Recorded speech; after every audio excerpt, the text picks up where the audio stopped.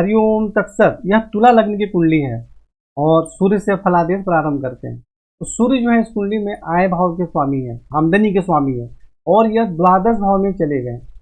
और दूसरी बात कि इस पर केतु की दृष्टि भी है, देखिए, और शनि भी सूर्य के साथ विराजमान है। यानी कि सूर्य जो है आमदनी भाव के स्वामी द्वादश भाव में जाकर शनि और केतु से पीड़ित हो गए, जिसके कारण आमदनी प्राप्त करने में कठिनाइयों का सामना करना पड़ता है। और कई बार हम कोई कार्य करते हैं तो उसके अनुसार भी फल प्राप्त नहीं होता है, श्रेष्ठ आमदनी नहीं प्राप्त होती है। और द्वादश भाव में जाकर शनि केतु से पीड़ित होने के कारण अत्यधिक एवं फिजूल खर्च के कारण भी परेशानी एवं समस्या हो जाती है। आंखों से संबंधित भी परेशानी होने की संभावना रहती है। और यहाँ से सूर्य दृष्टि डाल रहे हैं षष्ठ भाव में, तो जिसके कारण शत्रु पक्ष पर प्रभाव भी रहता है, नौकरी में सफलता भी प्राप्त होती है। परंतु अब चलित कुंडली में सूर्य कहाँ आ जा रहे हैं, वापिस यहाँ आ जा रहे हैं। तो जब सूर्य यदि चलित कुंडली में यहाँ आ जा रहे हैं तो यहाँ तो किसी भी ग्रह से पीड़ित नहीं है। तो चलित कुंडली के अनुसार सूर्य बता रहे हैं कि आमदनी बहुत अच्छी होती है, लेकिन लग्न कुंडली के अनुसार सूर्य जो है वह केतु और शनि से पीड़ित हो जा रहे हैं, जिसके कारण आमदनी प्राप्त करने में बहुत ज्यादा कठिनाई एवं परेशानियों का सामना करना पड़ता है। ऐसी स्थिति में सूर्य का मंत्र जाप करें, प्रबल करें और शनि केतु से संबंधित आपको उपाय करना चाहिए। चंद्रमा जो है इस कुंडली में दसम भाव के स्वामी है और यह अष्टम भाव में उच्च राशि में विराजमान है। तो चंद्रमा यदि अकेले विराजमान है यहाँ पे तो क्या होगा, आयु में वृद्धि होगी। और परंतु यहाँ पे चंद्रमा पर केतु की दृष्टि भी है। अगर चंद्रमा पीड़ित नहीं होते तब तो यहाँ ठीक था, कोई बहुत ज्यादा परेशानी नहीं थी।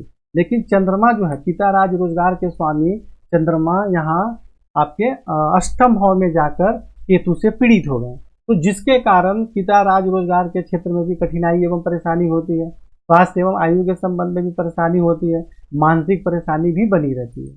और यहाँ से चंद्रमा दृष्टि डाल रहे हैं द्वितीय भाव में, तो जिसके कारण धन एवं कुटुंब का सुख प्राप्त होता है। लेकिन चंद्रमा तो पीड़ित है, तो जिसके कारण श्रेष्ठ लाभ कैसे प्राप्त होगा। तो इसलिए चंद्रमा से संबंधित मंत्र जाप करें, सफेद चंदन का तिलक लगाएं और केतु से संबंधित दान एवं उपाय करें। और यहाँ भी एक बात देखें कि चलित कुंडली में जो है चंद्रमा आ जा रहे हैं सप्तम भाव में। तो चलित कुंडली के अनुसार चंद्रमा भी पीड़ित नहीं है, लेकिन लग्न कुंडली के अनुसार पीड़ित है। तो चलित कुंडली या लग्न कुंडली किसी भी कुंडली में अगर कोई ग्रह पीड़ित होता है तो हमें उससे संबंधित उपाय करना अत्यंत ही आवश्यक है, क्योंकि दोनों ही से संबंधित मिला जुला फलादेश हमारे जीवन में मिलता है।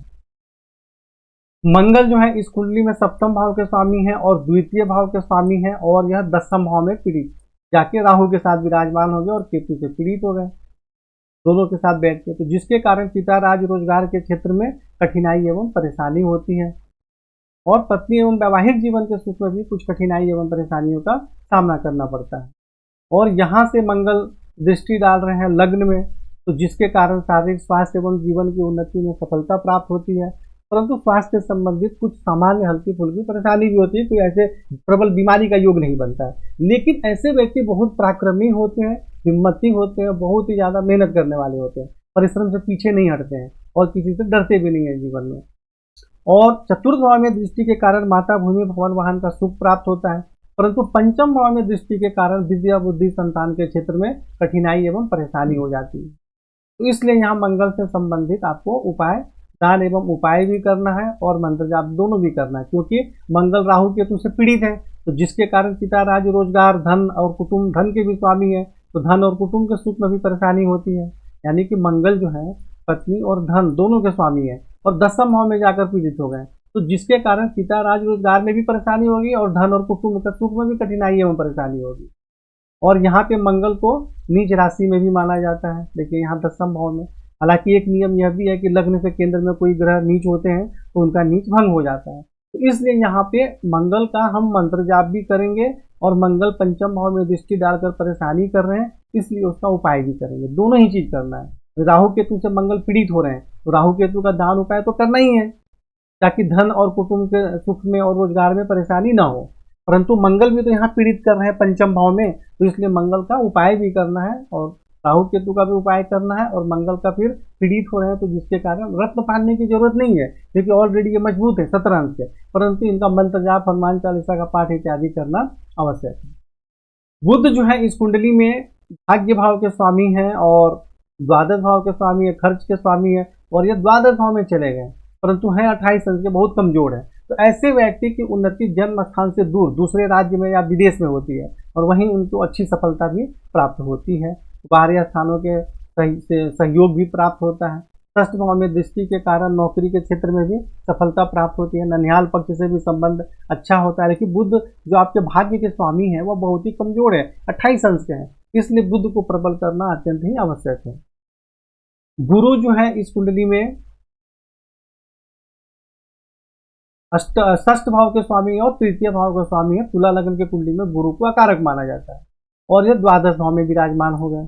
तो अगर कोई ग्रह किसी लग्न कुंडली में अकारक हो और छठे, आठवें, 12वें भाव में से किसी एक का स्वामी होकर और इन्हीं में से किसी दूसरे भाव में चले जाए तो इसको विपरीत राजयोग भी बोलते हैं।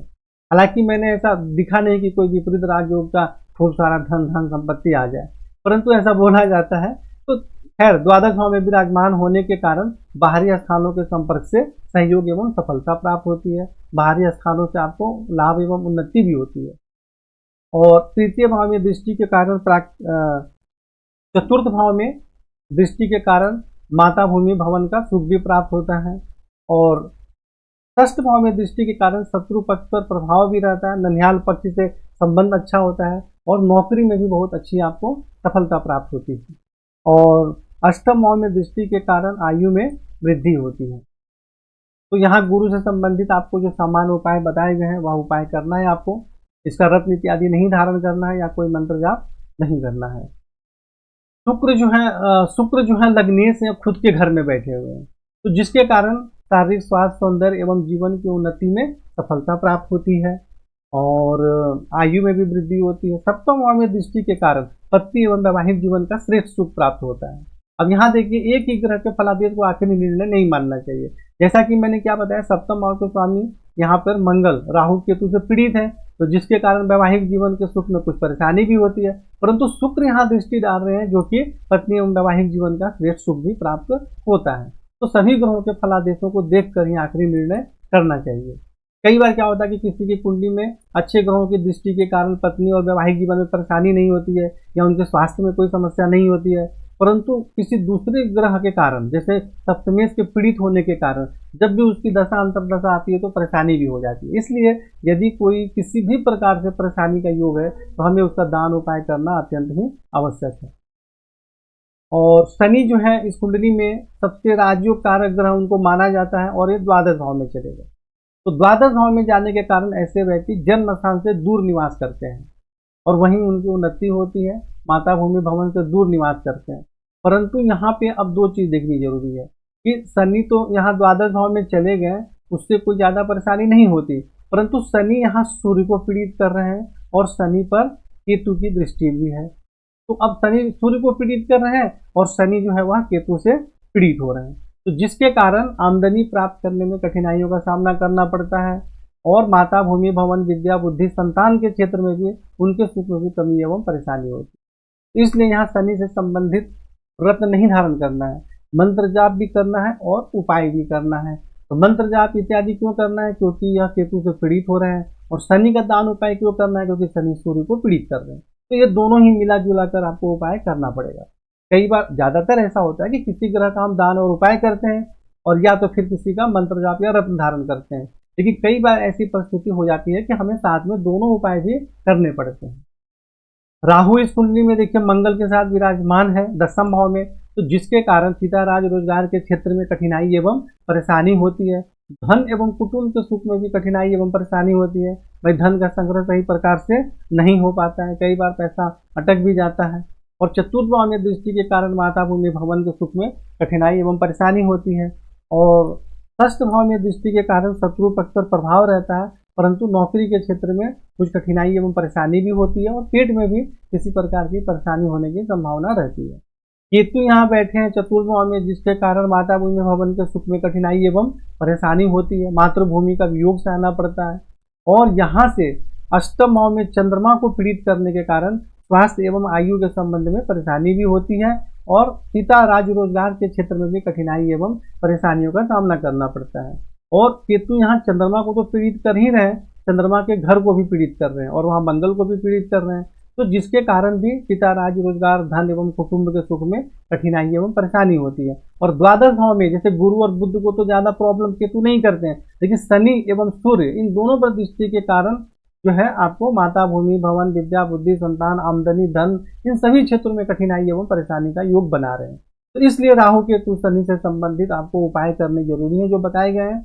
और बाकी चंद्रमा का, मंगल का, इन सब का और सूर्य का, इन तीनों का जो है आप मंत्र जाप करें। और लक्ष्मी मंत्र का जाप ज्यादा से ज्यादा करना चाहिए ऐसे व्यक्ति को जिसकी कुंडली में आमदनी से संबंधित, देखिए आय भाव का स्वामी जो सूर्य है वो भी पीड़ित हो गया और धन भाव का स्वामी जो मंगल है वो भी पीड़ित हो गया। तो ऐसे में ऐसे व्यक्ति को आमदनी प्राप्त करने में बड़ी परेशानी होती है और कई बार काम करने के बाद पैसा भी नहीं मिलता है। तो इसलिए ग्रहों के उपाय के साथ आपको लक्ष्मी मंत्र का जाप ज्यादा से ज्यादा करना पड़ेगा, तभी आप इस परेशानी से बाहर निकल सकते हैं।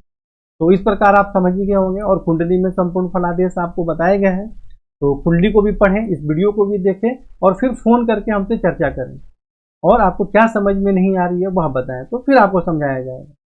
हरिओम तत्सत।